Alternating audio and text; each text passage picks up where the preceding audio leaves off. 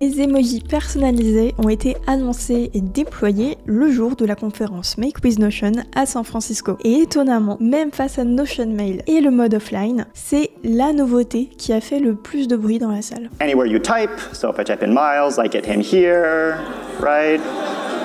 En même temps, je comprends, j'ai fait partie de ces personnes qui ont crié de joie. En résumé, maintenant, vous allez pouvoir ajouter des emojis à la galerie déjà existante de Notion, soit en image fixe ou en GIF animé. J'en ai déjà mis quelques-uns sur mon espace et en réalité, ça fait gagner beaucoup de temps, c'est pas si gadget que ça. Je vais vous montrer comment les ajouter. Il y a deux façons et c'est vraiment simple. Puis on va voir où est-ce qu'on peut utiliser ces emojis dans Notion. Donc première étape, quelles sont les deux façons d'ajouter nos propres emojis? Alors la première, c'est que à n'importe quel endroit où on peut ajouter un emoji de base, eh bien on va cliquer sur ajouter une icône ou peu importe. Et maintenant, il y a la section personnalisée qui se trouve ici avec les emojis. Soit on clique sur le plus qui est là, soit on clique sur celui qui est ici. Et là, ça nous ouvre une petite fenêtre dans laquelle il suffit de glisser son image. Par exemple, j'ajoute ce gif de fusée et maintenant je vais lui donner un nom. Alors roquette, évidemment, c'est déjà pris, mais si je mets fusée, peut-être que ça fonctionne.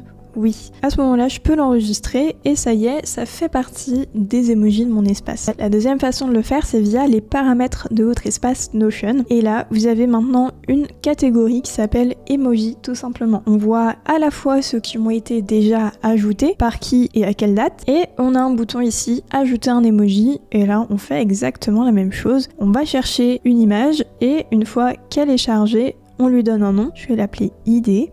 Et on l'ajoute. Et maintenant, ça fera partie des emojis qu'on peut utiliser. Petit aparté, si vous avez une grande équipe et que vous voulez limiter la création d'emojis par tout le monde, il y a cette petite option qui peut faire en sorte qu'il n'y a que les propriétaires de l'espace de travail qui ont le droit d'en ajouter. Maintenant, parlons de tous les endroits où on peut ajouter ces fameux emojis personnalisés. Vous l'avez vu, il y a les icônes de page, la base. Ce qui veut dire aussi que dans vos entrées de base de données, c'est aussi possible. Par exemple, ici, je vais sur ce modèle de gestion de projet et on voit bien que chaque projet a une icône. Et bien, je peux aussi utiliser les emojis personnalisés pour avoir ceux que je souhaite. Si je veux mettre, hop, Notion AI, rien à voir évidemment. Si là je veux ma petite fusée qui bouge et que là je veux encore un autre, eh bien c'est possible, on va mettre la petite ampoule. Ce qui veut dire aussi que si vous voulez toujours la même icône personnalisée pour vos projets, eh bien vous pouvez le faire un petit peu à la façon dont on le faisait avant. Quand j'ai un modèle de page qui est actif et qui en plus est par défaut, eh bien en modifiant l'icône qui est ici, c'est toujours celle-là qui sera ajoutée. C'est un moyen, je dirais un petit peu plus rapide, d'aller chercher des emojis que vous pourriez avoir envie de mettre en plus et que vous voulez avoir en icône. Maintenant, il y a encore une autre façon d'intégrer vos emojis personnalisés et c'est dans les boutons. Dans les boutons, vous pouviez mettre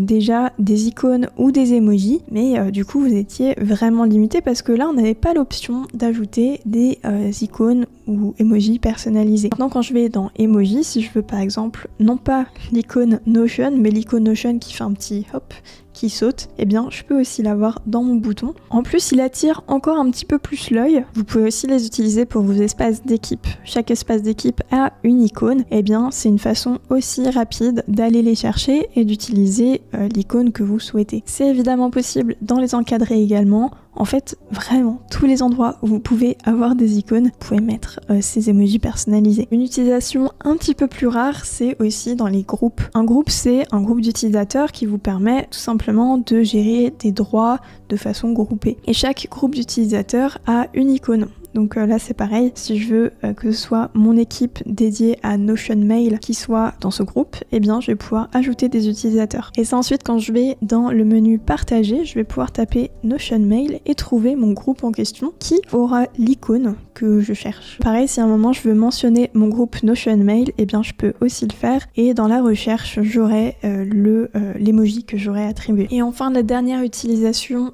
possible, c'est directement dans vos textes. Et c'est là que je trouve que ça devient super intéressant. C'est-à-dire que j'ai donné un nom à chaque emoji. Je peux taper Notion Mail, le titre de mon emoji, et là, en cliquant dessus, ça va me le mettre vraiment dans le texte. De même si ici j'ai quelque chose à dire en particulier et que je m'appuie aussi sur un emoji que j'aurais rajouté, je vais pouvoir écrire mon texte. Et dans les emojis, eh bien si je cherche, il me semble que j'avais un petit mème qui était ajouté là. Il va complètement s'intégrer au texte, comme je pourrais très bien le faire pour un emoji si je voulais qu'il y ait quelque chose qui ressemble à ça. Donc voilà, c'est vraiment tout ce qu'il y a à faire pour rajouter vos emojis personnalisés. Maintenant vous avez un moyen rapide d'ajouter vos propres emojis, que ce soit vos logos, des éléments de votre charte graphique ou des icônes qui seraient pas encore disponibles sur Notion, qui seraient animées comme j'ai fait, ou bien des mèmes parce que pourquoi pas. L'objectif c'est que sur les fonctionnalités où c'était déjà possible d'upload ses propres images, ça vous fasse gagner du temps et qu'il y ait maintenant d'autres façons de mettre en avant vos boutons ou même vos textes. J'espère que ce petit tuto rapide vous aura été utile et on se dit à très vite.